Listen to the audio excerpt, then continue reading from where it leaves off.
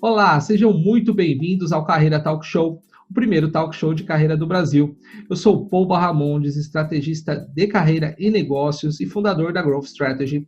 E junto comigo, me ajudando a fazer mais um programa, Giovana Cajueiro Toffolo. Oi, Gi, tudo bem? Olá, Pô, olá pessoal que está assistindo, tudo bem com vocês? Eu sou Giovana Cajueiro Toffolo, sou consultora de carreira e negócios e coach. E eu tenho o prazer de anunciar hoje um convidado muito especial que vai estar com a gente durante esse episódio, que é o Roberto Santos. Ele é presidente da maior seguradora do Brasil e ele vai compartilhar a sua história, toda a sua trajetória de carreira, gerando muitos insights e aprendizados para a gente.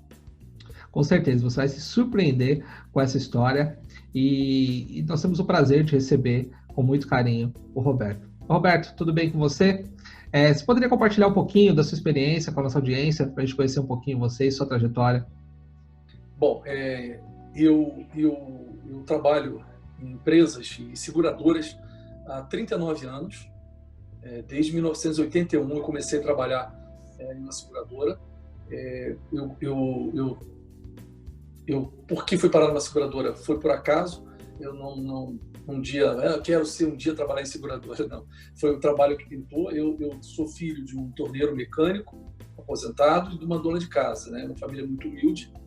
E meu primeiro emprego, eu tinha começado, passei no vestibular para uma universidade federal, fui fazer administração na UF, então eu tinha que trabalhar, né? Eu tinha que trabalhar, arrumar um trabalho. Eu fui trabalhar como auxiliar de escritório, numa seguradora, numa época que não tinha nem computador, né? Não existia recursos humanos nessas empresas, era um departamento pessoal, só se cuidava de pagar a folha e mandar embora e admitir. Era isso que existia dentro de uma empresa naquela ocasião, esse era o mundo, né?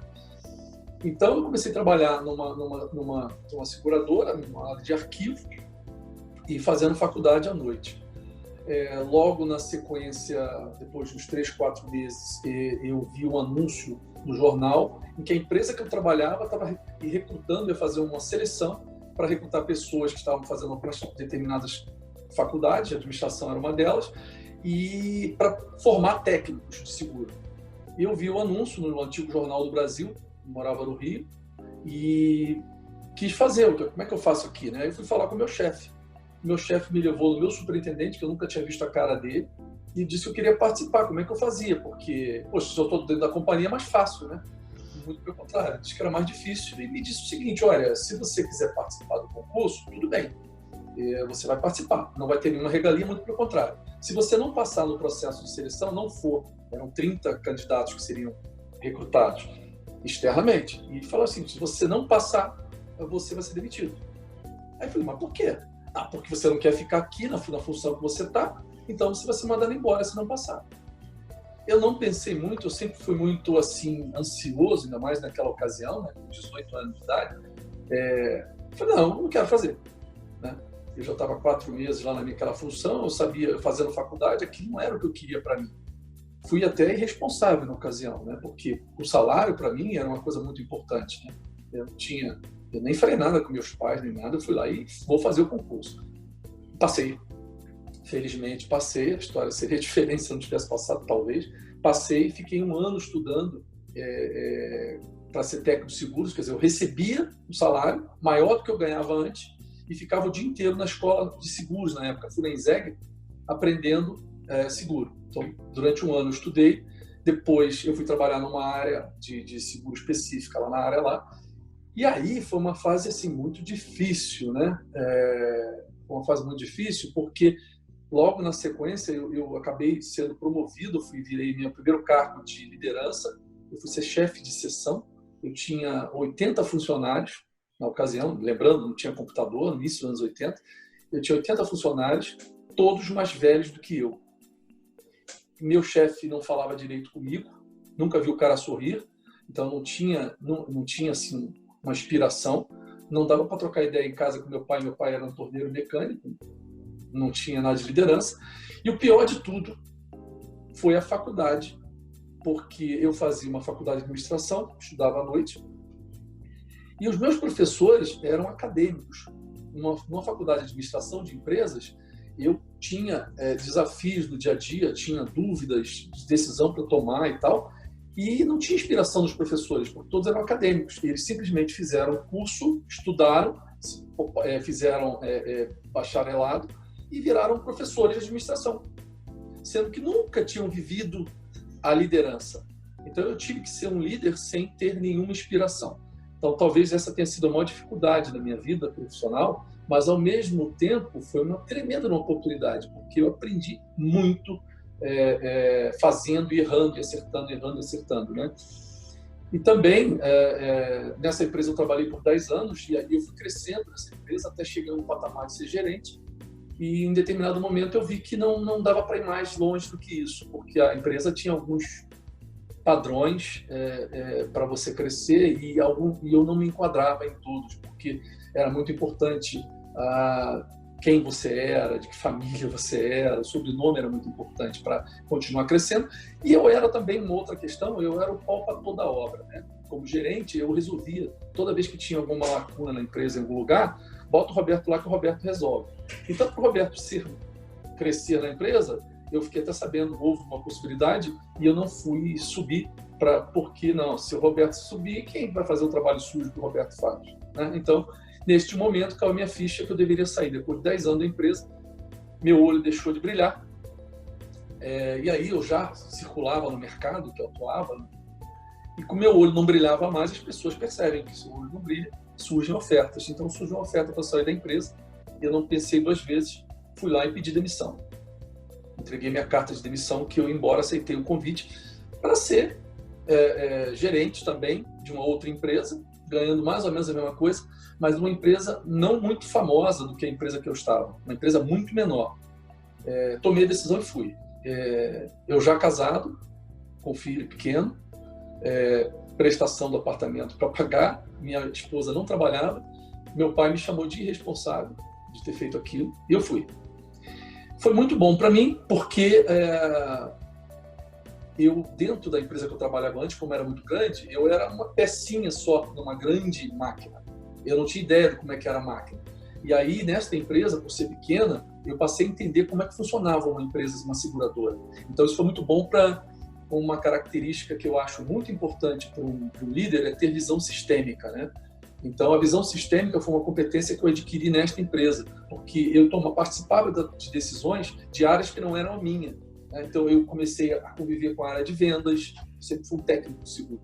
Minha formação inicial era técnico, eu fui gerente técnico a vida inteira nessa empresa que eu trabalhei anteriormente. Nessa segunda empresa, eu dividia decisões da área financeira, eu ouvia as coisas acontecendo, área administrativa, área de vendas. Então, isso para mim foi muito bom. O problema é que 3 anos depois, né, quase 3 anos depois, a empresa foi vendida.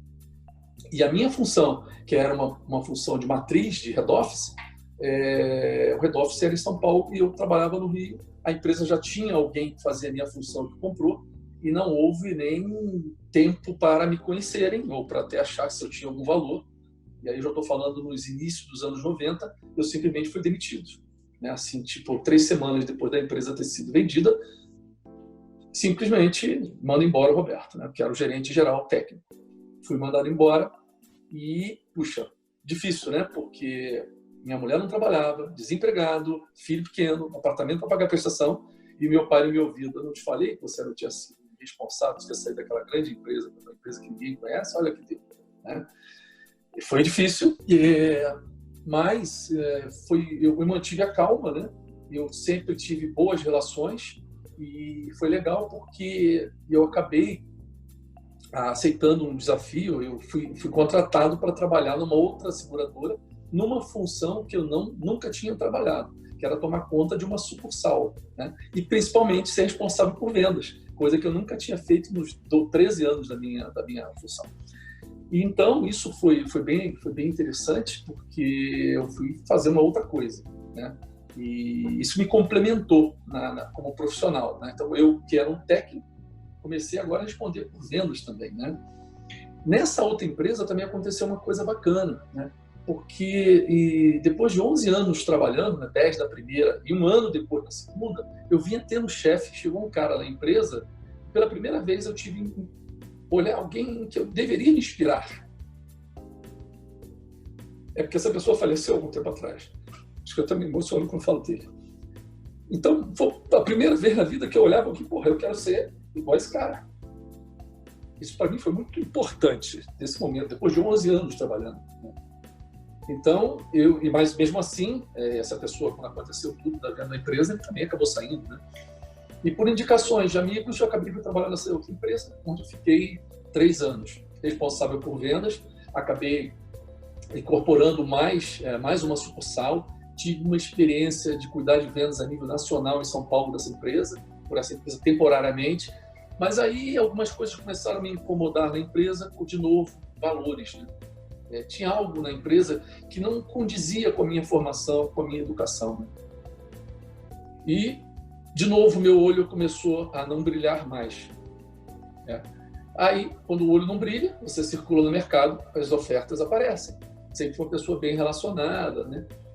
E aí o que acontece é eu aceito a proposta para uma outra empresa.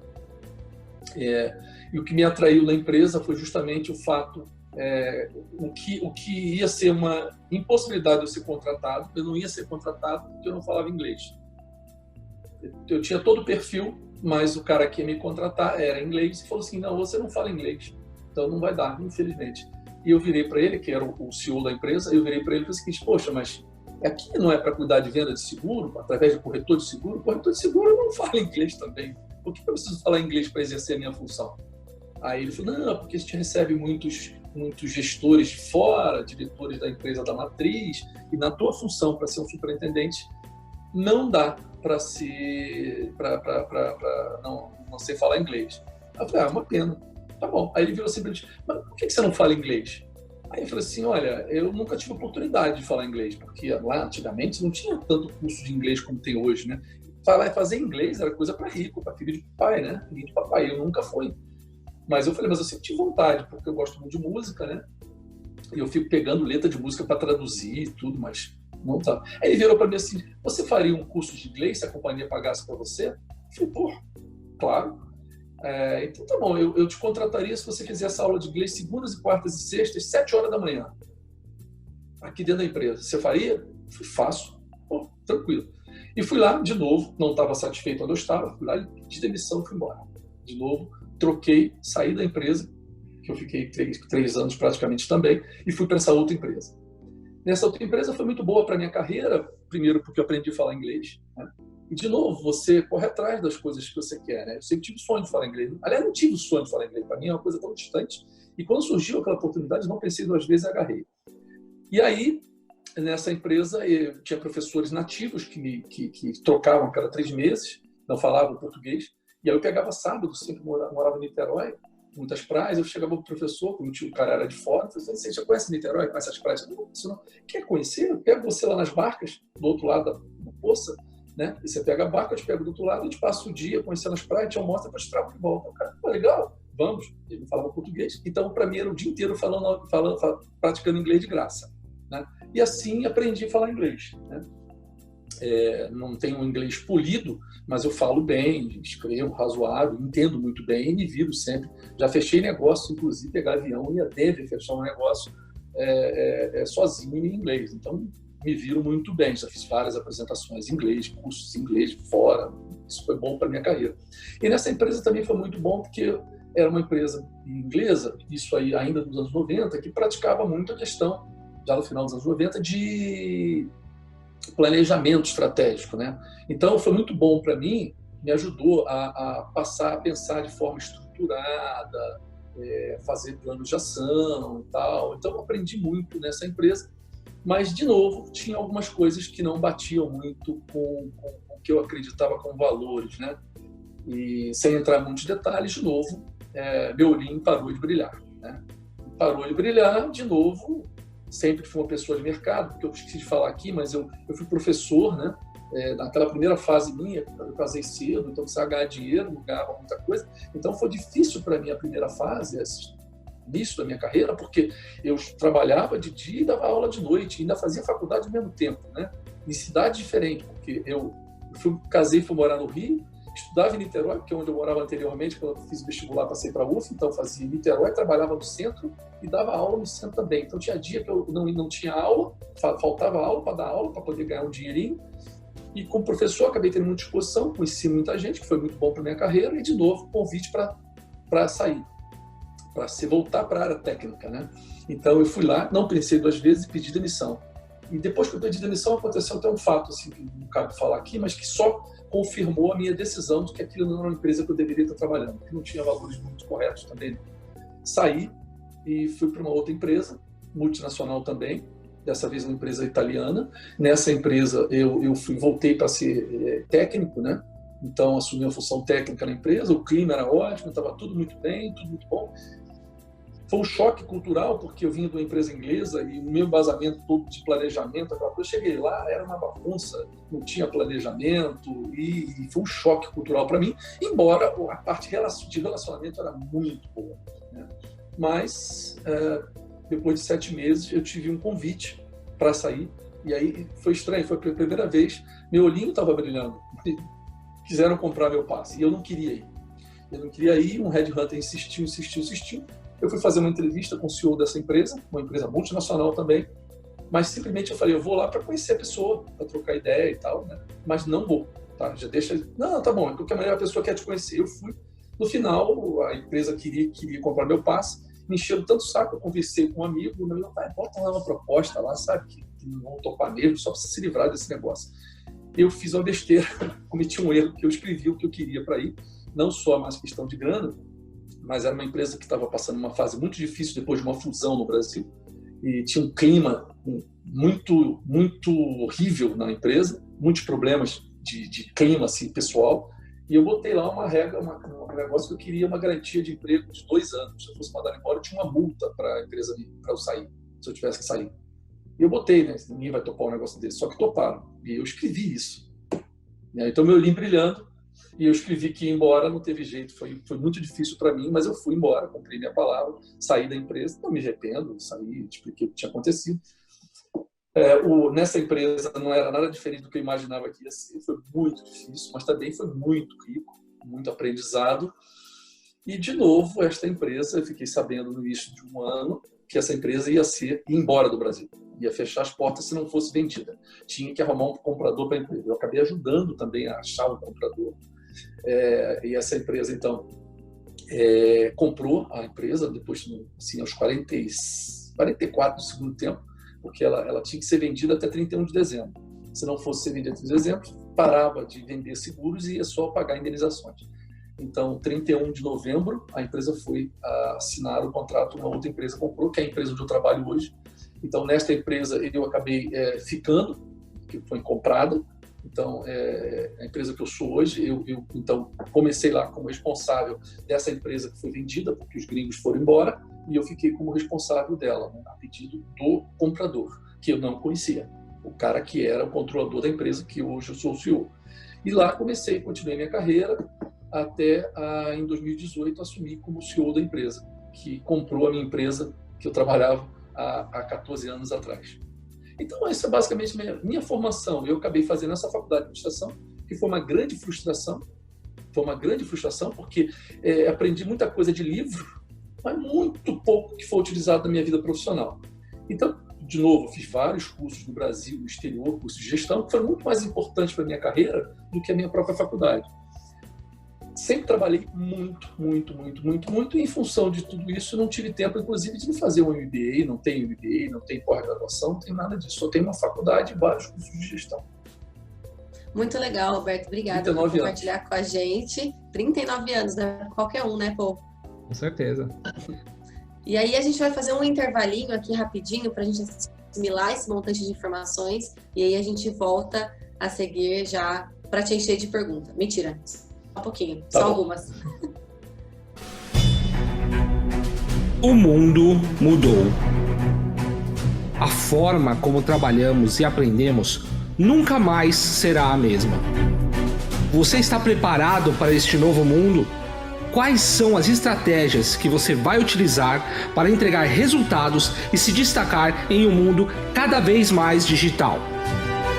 Para crescer na carreira, você precisa ser um profissional de alta performance e estar próximo de pessoas com os mesmos objetivos que o seu. Conheça o Clube dos Profissionais de Alta Performance. São lives semanais no formato Masterclass. A experiência de grandes executivos, mentores, especialistas e profissionais do mercado. Agora, todo o conteúdo das aulas disponível para você acessar onde quiser e onde estiver, e durante o ano todo. E mais, materiais complementares, mentorias em grupo e totalmente online, bate-papo com executivos e especialistas, entrevistas e benefícios exclusivos. Você vai turbinar a sua carreira com habilidades comportamentais para aplicar imediatamente na sua profissão. Vai descobrir como se destacar na empresa e no mercado, gerando resultados extraordinários. Fique por dentro das ferramentas mais atuais e importantes do desenvolvimento de carreira. Assine já clube.growthstrategy.com.br.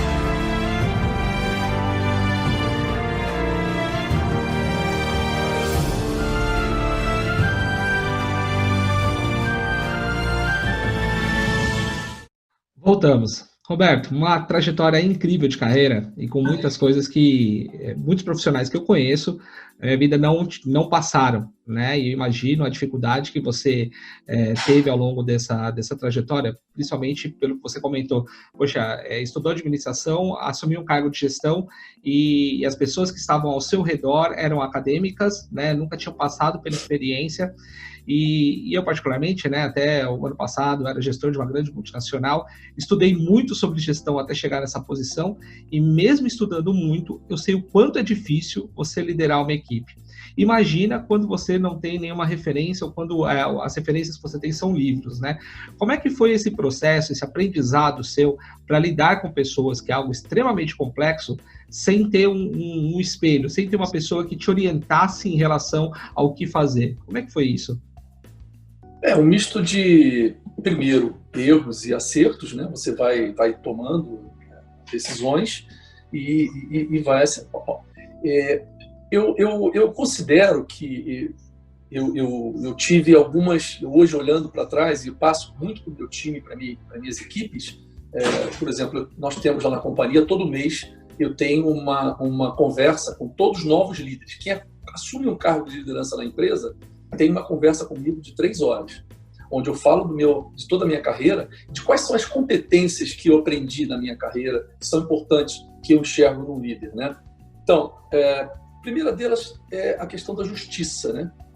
Isso é muito importante. Todas essas suas decisões eu aprendi na minha vida, todas as decisões têm que ser calçadas em justiça. Quando você vai tomar uma decisão, você vai manter embora alguém, você vai principalmente mandar alguém embora. A primeira coisa que tem no gestor é mandar demitir alguém, né? Eu acho que é a coisa que eu nunca aprendi, ficar frio numa hora dessa depois de 39 anos. Mas a justiça tem que sempre tomar conta da decisão, ela tem que nortear a sua decisão. É primordial. Outra competência também muito importante, e eu olhando para trás eu sempre fiz muito isso, é ter coragem, né? A coragem é preponderante nas suas decisões.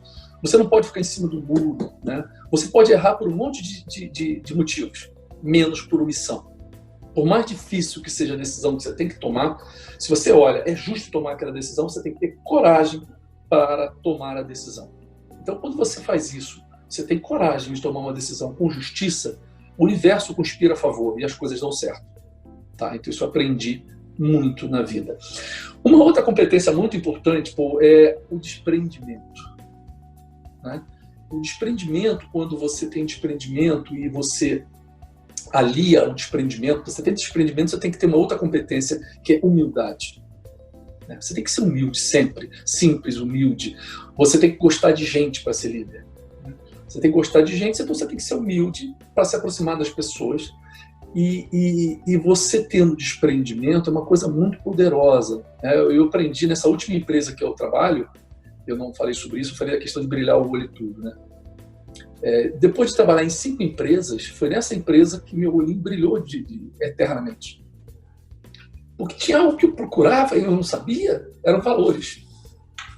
E a empresa onde eu hoje lidero, que tenho o privilégio de liderar, tem uma essência muito forte por trás, que são valores, né? De respeito às pessoas, de justiça, né? Estimular as pessoas a terem coragem, porque a coragem leva à autonomia, sabe? Você dá autonomia para as pessoas para poderem exercer a coragem. Você pode errar por qualquer motivo que seja, só não pode errar por omissão, né? Por quê? Se eu te dou autonomia, eu te digo para você ter coragem, então você não pode se omitir, né? Então, isso para mim é preponderante. O desprendimento é muito importante, porque quando você abre mão de alguma coisa em função do todo, porque às vezes você fica naquilo, né? Eu tenho um ponto, então você fica insistindo no ponto, numa ideia, alguma coisa qualquer. Alguém tem um interesse diferente do que você quer para construir uma decisão, e você fica em cima do seu ponto, porque aquele ponto é seu, né? Então, você tem que saber o seguinte: esse ponto que eu tenho é importante para mim, para minha área, que seja, mas ele é, de fato, melhor para o todo, para a comunidade, para a decisão da empresa maior, enfim? Não, não é. Então eu vou abrir mão daquele meu ponto. Quando você faz isso, isso aí tem uma força, os cosmos, sei lá que força é essa, ele te entrega mais em dobro depois, né? A minha ascensão, por exemplo, dentro da empresa que eu estou hoje, teve momentos que eu por exemplo, como eu disse aqui, eu no início, nessa empresa que eu estou, eu era o gestor maior dessa empresa pequenininha. E essa empresa ela tinha 80 mil carros segurados.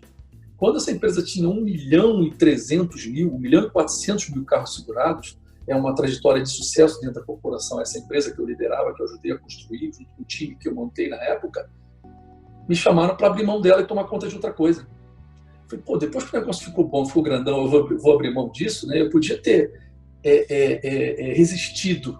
Eu entendi que era importante para a empresa que eu saísse de lá, para eu tomar conta de outra coisa. Então, eu já sabia do poder do desprendimento, eu simplesmente abri mão. Abri mão e fui. O universo acabou conspirando a favor, eu acabei virando presidente da empresa. Se eu não tivesse aberto mão daquilo, com certeza eu não teria sido o presidente da empresa. Entende? Coisa que eu nunca almejei, né? Nunca tive ambição de querer ser, nunca tive sonhos de ser diretor de uma empresa, muito menos ser presidente de uma grande empresa, né? Mas quando você vai tendo desprendimento das coisas, fazendo melhor, trabalhando muito, cuidando de desenvolver pessoas, né? Você vai embora, né? Então, eu acho que o meu aprendizado foi muito nessa linha, né? Eu sempre costumo falar dos 2 P's. Se você cuidar dos 2 P's, tudo vai dar certo. Quais são os 2 P's? Pessoas e processos, né? Se você olha para o processo, ele é o melhor processo. O processo sempre tem uma forma de fazer melhor. Ele sempre pode ser aprimorado. E você está cuidando das pessoas, o melhor para as pessoas, tudo vai dar certo. Roberto, arrepiante. Eu estou até meio também. Você tem uma visão muito sistêmica nas suas próprias palavras e estratégica, né? Quais foram os momentos ou os aprendizados, as situações durante a sua carreira que te forjaram assim? Você sempre foi assim? Isso é nato? Teve situações que te fizeram assim? Não, tem uma questão de natureza mesmo, né? Eu sempre fui um cara muito pragmático, né? Então isso acho que tem a ver com a minha natureza. Mas eu fui forjado nas dificuldades, né? Eu acho que isso coloca muito. E uma outra coisa também que eu tive, ao longo de todos os anos, depois eu fui ter consciência de uma capacidade que eu tenho, que eu acho que talvez é difícil de desenvolver nas pessoas, né? E eu passei a entender que eu tenho ela e uso ela a meu favor, que é a intuição, né? Eu, por exemplo, às vezes acontece com qualquer pessoa, você não nota isso. Você, às vezes, está saindo de casa, assim, eu acho que eu estou esquecendo alguma coisa, né? E você sai. Depois você, putz, sabia que tinha esquecido aquilo, né? Pois é, eu já há muito tempo que eu faço isso. Se eu sair de casa, acho que está faltando alguma coisa aqui. Eu já sei que está faltando, então eu não saio.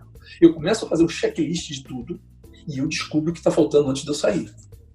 Antes que aconteça o problema de que eu esqueci daquilo, né? Então eu uso muito isso no meu dia a dia também, né? Muitas vezes você tem que tomar uma decisão e nem tudo está pronto na sua mão, todas as peças do tabuleiro estão aqui para você tomar a decisão. Às vezes faltam algumas peças.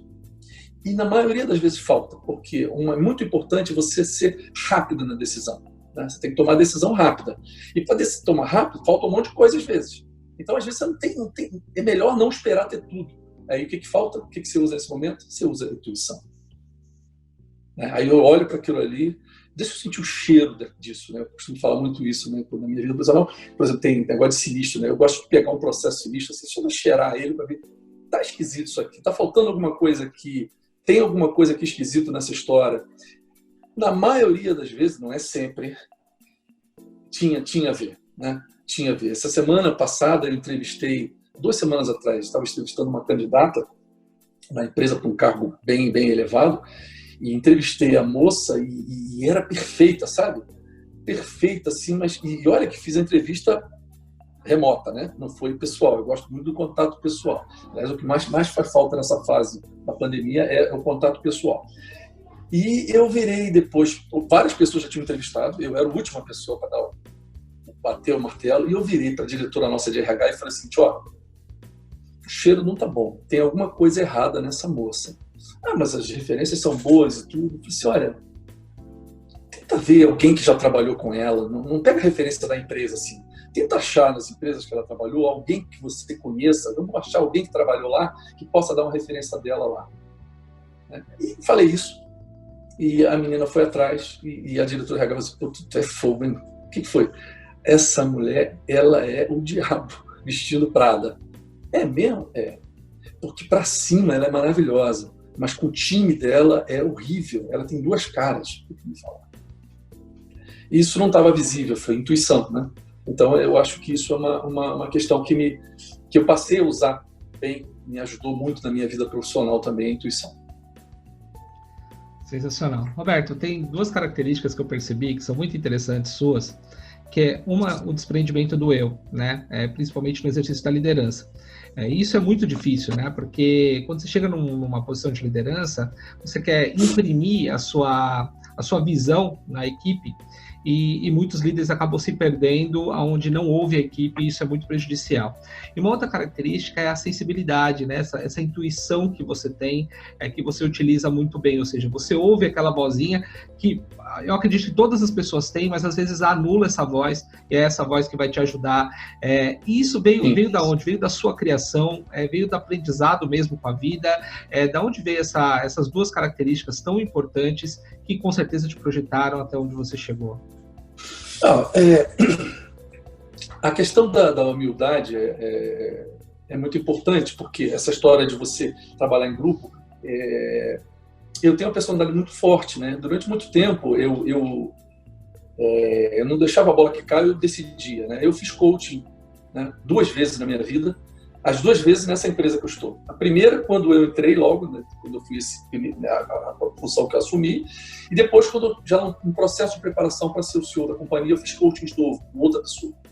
Então, isso me ajudou muito a enxergar coisas, né? Eu anulava um pouco a minha equipe na ânsia de decidir, de tomar decisão, usando a intuição, lá eu ia. Né?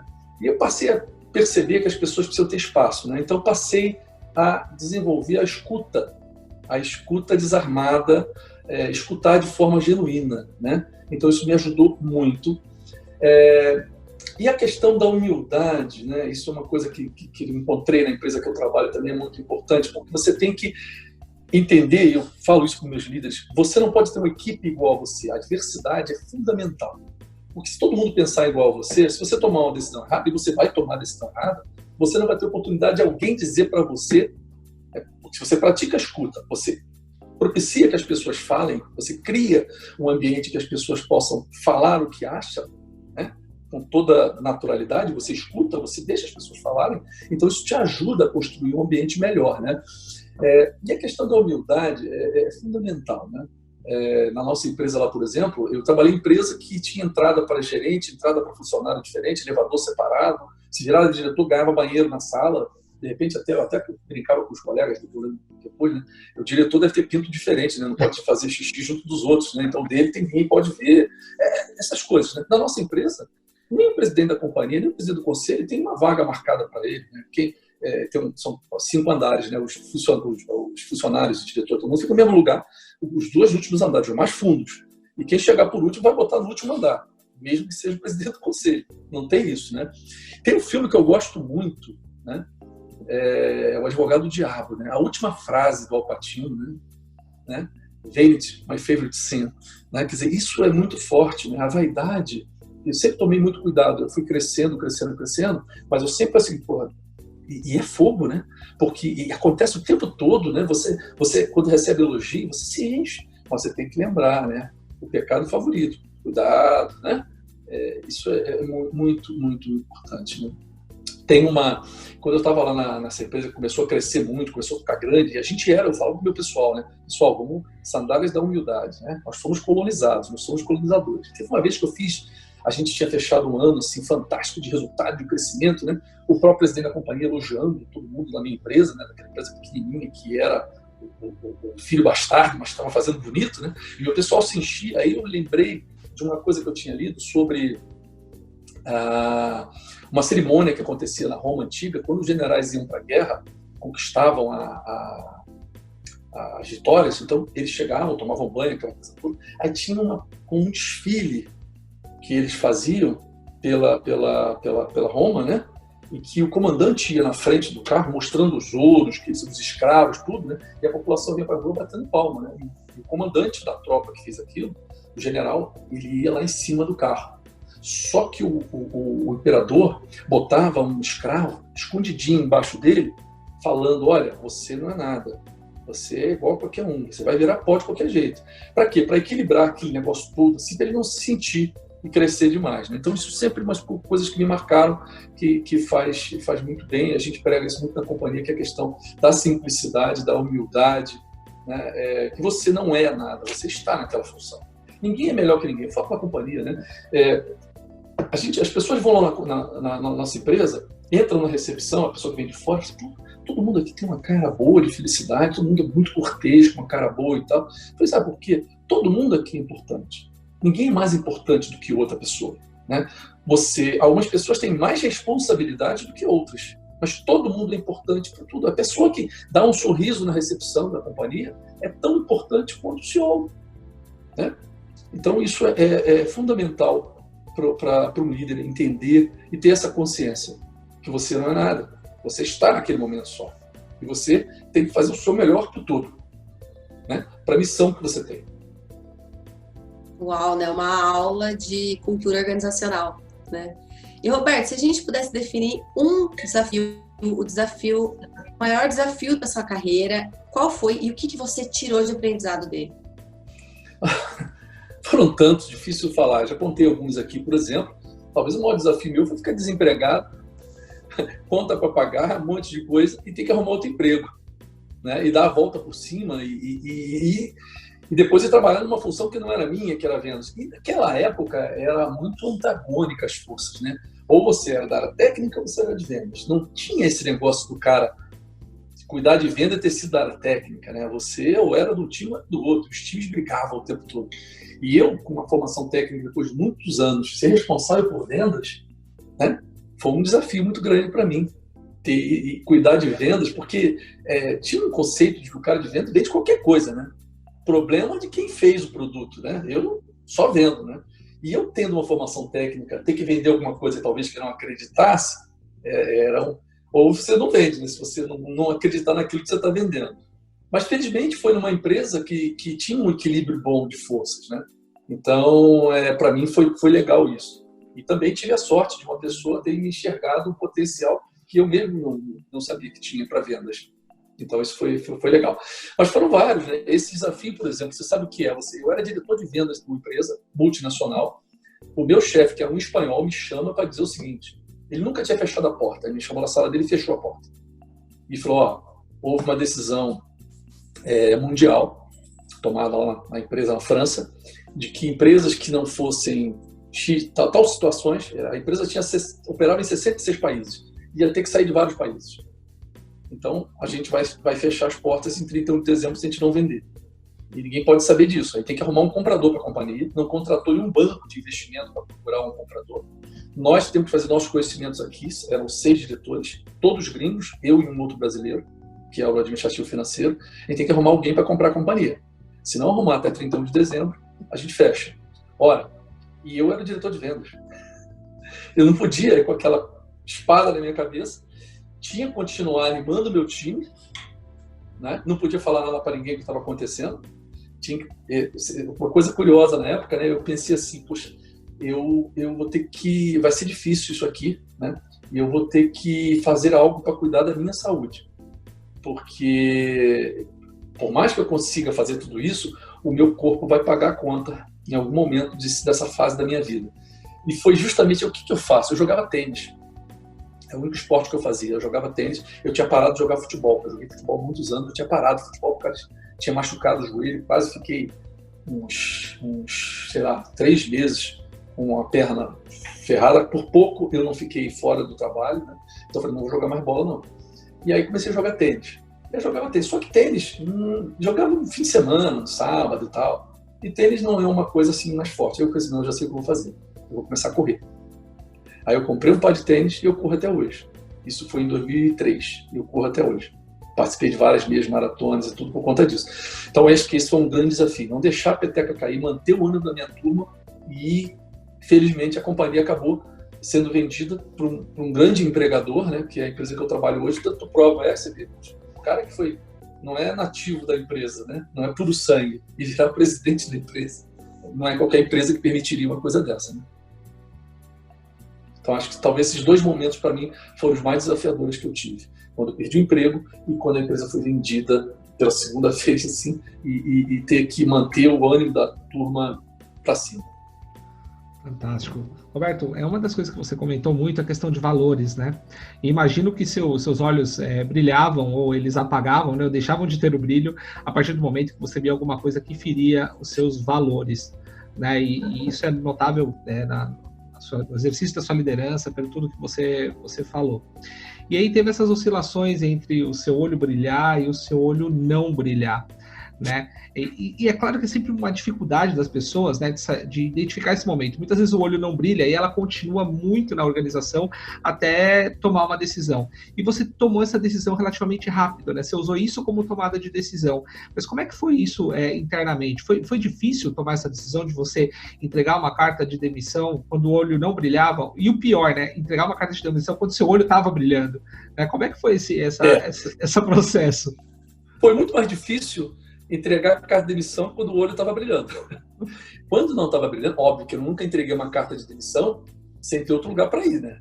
Eu já tinha ficado desempregado uma vez.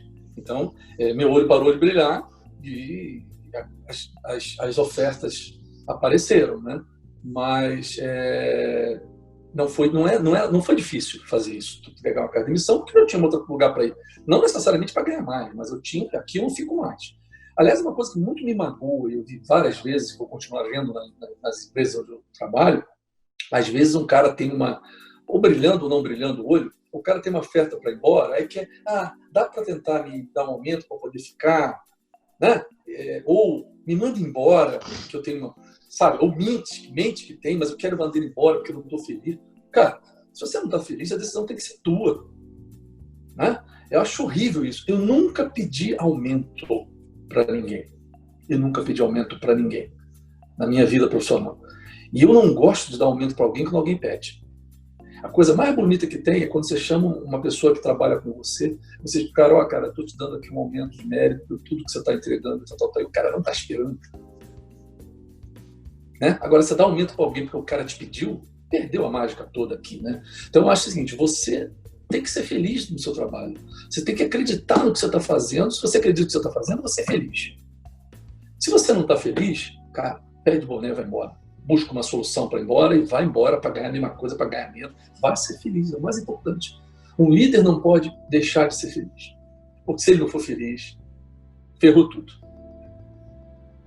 Isso até se vincula com essa ideia, né, que você comentou de justiça, né, de autorresponsabilidade de tocar para você. Eu não estou feliz. Eu vou sair, né? Não joga para o outro, seja responsável por aquilo que você sente que você é, né? Exatamente.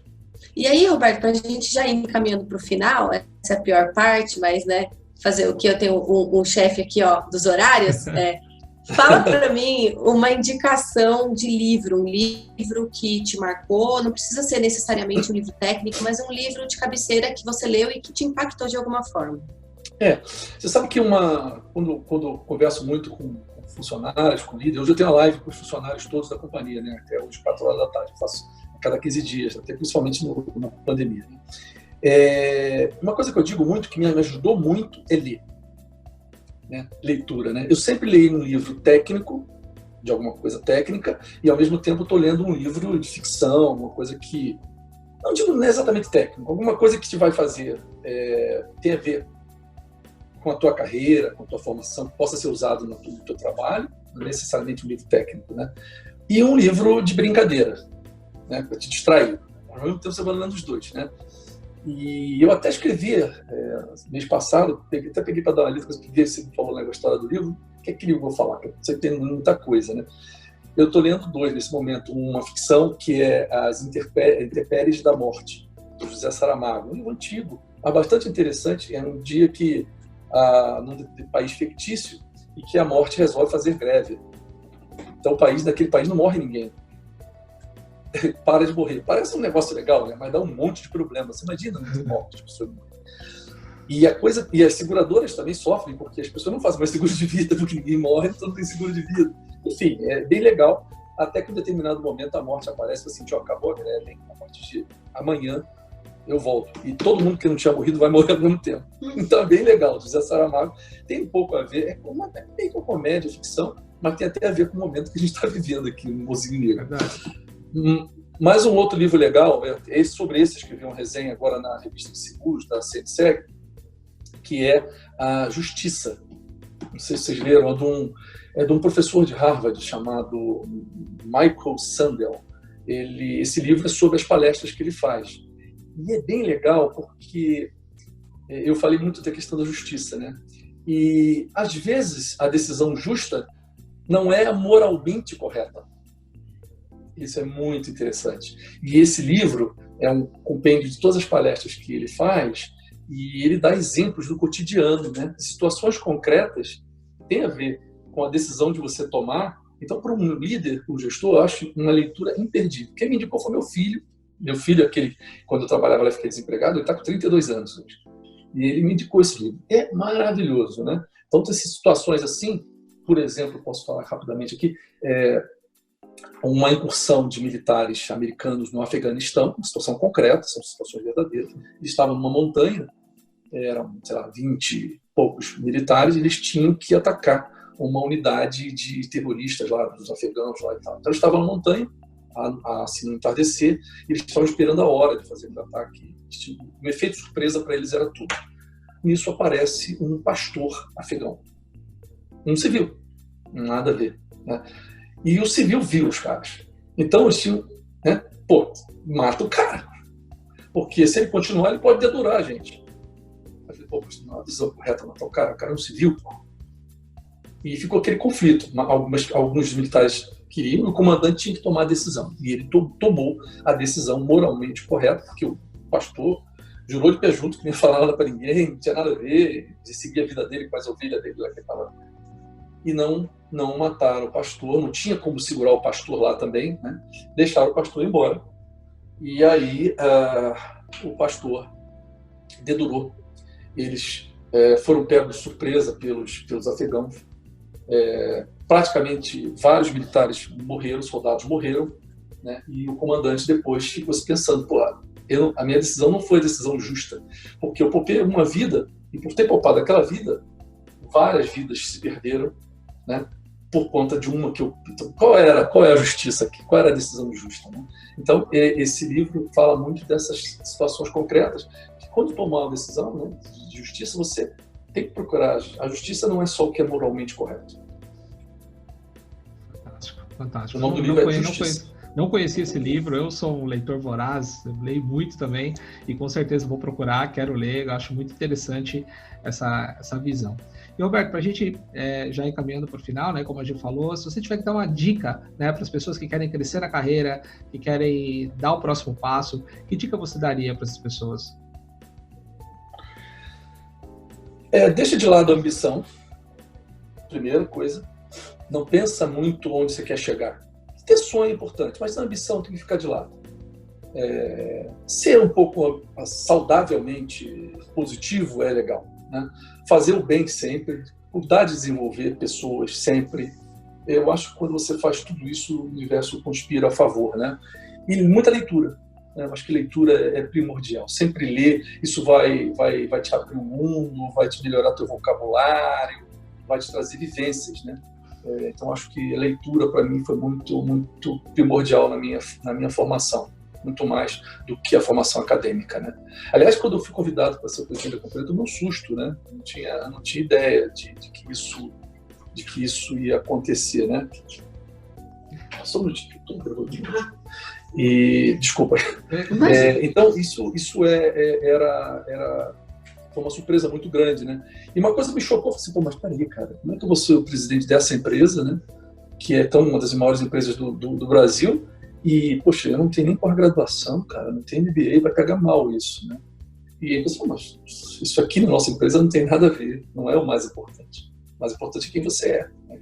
Então, eu acho que, às vezes, eu vejo muitas pessoas que trabalham comigo, pô, Roberto, o que você acha? Que faculdade, o que você acha que eu tenho que fazer de pós para poder crescer? Esquece isso. Isso não é o mais importante, né? Leitura e fazer o bem. E cuidar das pessoas e dos processos. Isso eu diria que é a dica do sucesso, na minha visão, na minha humilde visão. Uau, demais, sensacional. É algo que a gente bate bastante nessa tecla, né? Para você ser autêntico e ser você mesmo, independente do curso que você tem, né? Mas você buscar exemplos, mentores e experiências, principalmente, né? Para se forjar enquanto pessoa e profissional. Roberto, muito obrigada, foi muito rico. Obrigada pela disponibilidade, por estar aqui conosco. Obrigada de coração, né, Paul? Foi muito legal. Foi uma aula mesmo. Obrigado por compartilhar seu conhecimento, sua emoção, principalmente, né? E com certeza a gente aqui tem vários insights e vai ajudar tanto a gente quanto a nossa audiência a crescer profissionalmente. Obrigado, Alberto. Obrigado, foi um prazer ajudar e passar um pouco da minha experiência para desenvolver pessoas. Isso para mim é primordial, tá bom? Obrigado. E obrigado você também que nos assistiu e a gente se vê no próximo Carreira Talk Show.